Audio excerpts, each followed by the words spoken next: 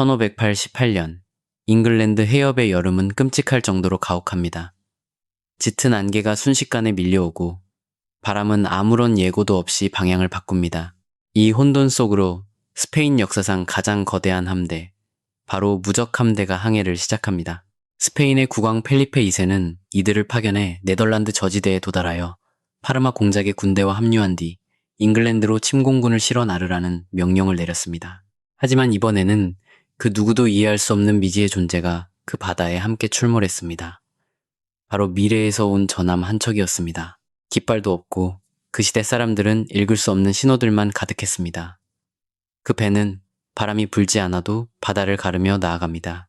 레이더라는 장비는 짙은 안개마저 꿰뚫고 주변을 선명한 그림으로 바꿔 보여줍니다. 거대한 엔진은 원할 때마다 엄청난 속도를 뿜어냅니다. 함포와 미사일은 16세기의 그 어떤 대포보다도 아득히 먼 곳까지 정확하게 타격할 수 있습니다. 그렇다면 단 한 척의 구축함이 스페인 무적 함대의 침공을 지연시키거나 완전히 분쇄할 수 있을까요? 아니면 백설은 척에 달하는 무적 함대의 물량에 짓눌려 파괴되고 말까요? 이 이야기를 풀어갈 수 있는 방향은 여러 가지가 있겠지만 이것은 제가 새벽 2시에 문득 떠올린 하나의 시나리오일 뿐이라는 점을 기억해 주십시오. 완벽하지는 않더라도 제가 상상한 가장 흥미로운 전개입니다. 구축함이 스페인 무적 함대에게 최대한의 타격을 입히면서 살아남기 위해서는 반드시 지켜야 할 몇 가지 생존 규칙이 있습니다. 첫째, 적선이 갈고리를 던질 수 있는 거리 밖으로 무조건 벗어나 있어야 합니다.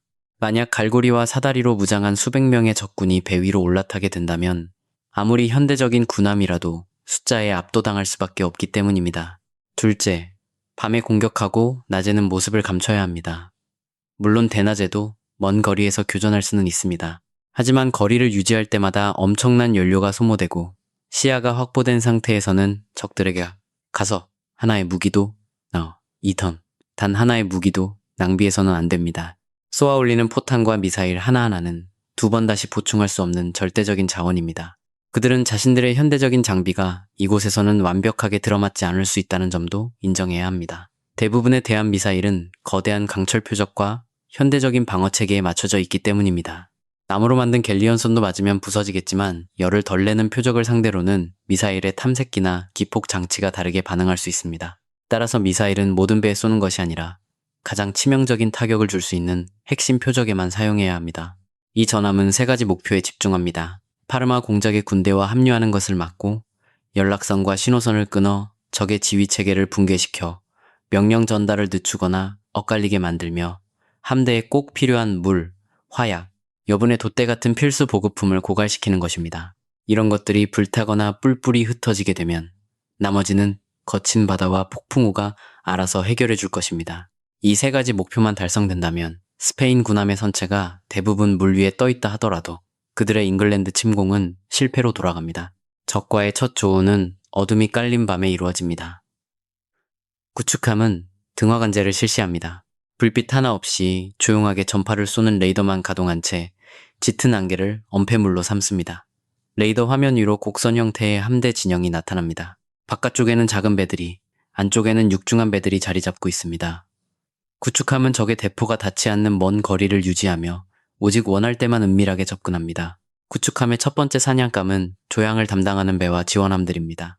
적군이 밀집해 있는 갤리어스 선의 갑판 위로 두세 발의 공중 폭발탄이 발사됩니다. 눈을 멀게 하는 성광과 엄청난 충격파가 적 선원들을 덮칩니다. 산산조각 난 파편들이 밧줄과 돛을 끊어버리고 사람들은 추풍낙엽처럼 쓰러집니다. 이어서 방향타가 명중됩니다. 조종 능력을 상실한 배는 바다 위를 떠도는 거대한 장애물로 전락해버립니다. 현대식 전함은 뱃머리를 돌려 거리를 유지하며 다시 물러납니다. 새로운 자리를 잡은 뒤 이 잔혹한 공격을 그대로 다시 반복합니다. 영웅처럼 무모하게 돌격하지도 한자리에 가만히 머물지도 않습니다. 그렇다면 왜 처음부터 미사일을 쏘지 않았을까요? 미사일은 너무나 귀중하며 목선은 레이더상에서 다소 이상한 표적으로 잡히기 때문입니다. 구축함은 적의 지휘함이나 자신을 포위하려는 배들을 위해 미사일을 아껴둡니다. 무적 함대의 병사들은 극심한 혼란과 공포에 빠집니다. 눈부신 성광이 밤하늘을 가르고 귀가 찢어질 듯한 폭음이 울린 직후 날카로운 금속 파편들이 갑판 위로 비처럼 쏟아져 내립니다. 그들은 어둠을 향해 무작정 대포를 쏘아대지만 아무런 응답도 돌아오지 않습니다.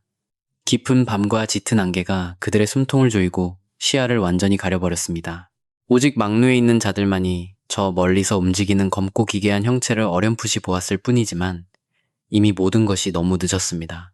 동이틀 무렵 무적 함대는 끔찍한 피해를 입은 상태였습니다. 절뚝거리는 배들, 부서진 방향타, 그리고 수많은 사상자가 발생했습니다. 구축함의 다음 목표는 무적 함대의 귀중한 보급품을 모조리 파괴하는 것입니다. 하지만 환한 대낮에 적에게 접근하는 것은 밤보다 훨씬 더 어렵습니다. 그래서 그들은 야간 투시경과 유도 로켓을 장착한 헬리콥터를 추격시킵니다. 바지선이나 화약선처럼 느리고 방어력이 약한 표적에 정밀 타격을 가하기엔 더없이 완벽한 무기입니다. 헬기를 이용해 현대식 전함은 귀중한 보급품을 싣고 몰려있는 바지선 무리를 아주 쉽게 찾아냅니다. 유도 로켓과 헬파이어 미사일이 불을 뿜습니다. 작은 탄두지만 빗나가는 법이 없습니다. 화약선에 꽂힌 단 한 발의 일격은 배를 거대한 화염구로 만들어버리고 그 불길은 순식간에 주변 배들의 밧줄과 돛을 집어삼킵니다. 갑판 위의 스페인 병사들은 하늘에서 공기를 찢는 듯한 기계음을 듣습니다. 짙은 안개 속에 검은 그림자 하나가 둥둥 떠 있습니다. 빗줄기들이 떨어져 내리며 폭발하고 나무 널빤지와 밧줄을 갈갈이 찢어 놓습니다. 장교들은 화약을 덮고 불타는 밧줄을 끊으라고 목이 터져라 소리칩니다. 헬기를 격추하기 위해 머스킷총과 대포를 하늘로 쏘아보지만 탄환들은 허무하게 구름 속으로 사라질 뿐입니다. 굉음이 잦아들자 병사들은 두려움에 떨며 그 끔찍한 소리가 다시 들려오지 않을까 느릿느릿 하늘을 살핍니다. 기괴하게 생긴 비행선이 멀어져 가고 있습니다.